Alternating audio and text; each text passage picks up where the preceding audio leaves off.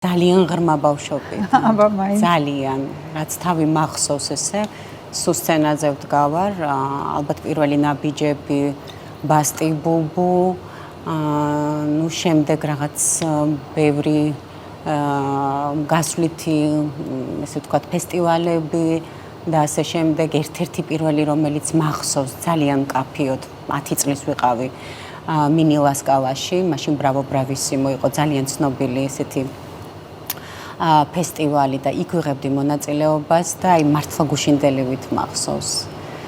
როგორ მოხდა ესე ვთქვათ, ჩემი პირველი ესეთი საერთაშორისო შეიძლება დავარქვათ წარმატება.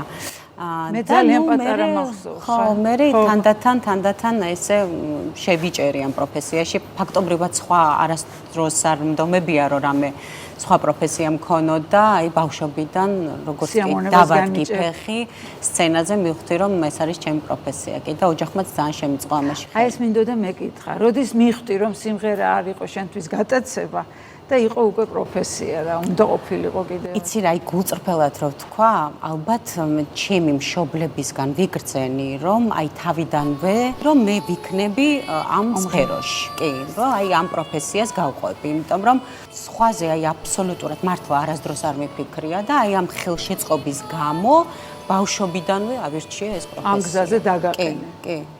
ზოგადად რა მნიშვნელობა აქვს ოჯახის მხარდაჭერას? ხელოვანი ადამიანის, რა თქმა უნდა.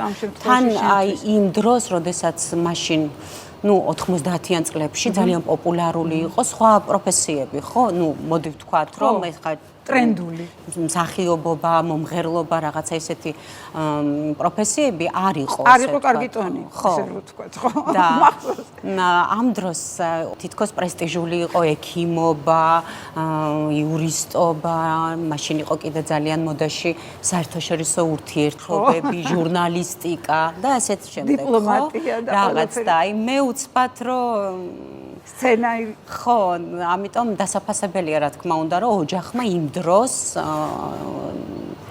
მართლა ძალიან შემიწყო ხელი, რომ ის ესე ვთქვათ, რაც მე მართლა მთელი გულით და სულით მინდოდა, ის მეკეთებინა.